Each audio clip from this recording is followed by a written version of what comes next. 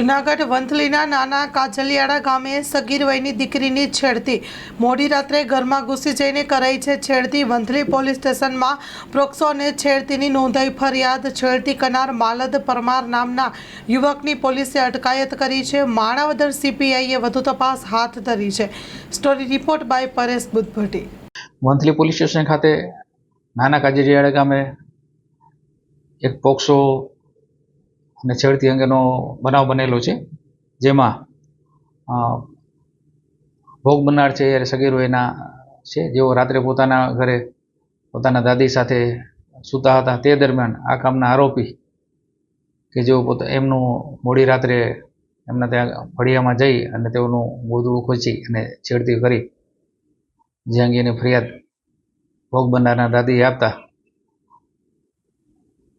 Vanthali police station ખાતે તેઓ ગુનો દાખલ કરવામાં આવેલ છે અને આગળની તપાસ ઇન્ચાર્જ સીપીઆઈ માણાવદરનાઓએ કરેલ છે।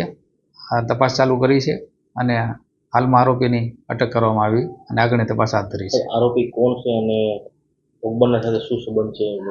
આરોપી છે માલદેવભાઈ ભૂપતભાઈ પરમાર કોળી, જે નાના કાજલિયાળા છે, અને તેઓના ગામની જે આ દીકરી હતી, જેઓને અવારનવાર ત્યાં પસાર થતા હોય આ છે તે છે, ત્યારે પણ એને ખરાબ નજરે જોતો એવું ભોગ બનનારનું એવું છે। આગળની તપાસ સીપીઆઈ માણાવદરને ચાલુ કરી છે। હા, અને આરોપીની આ ગુનાના કામે ધરપકડ કરવામાં આવી, આગળની કાર્યવાહી હાથ ધરેલી છે।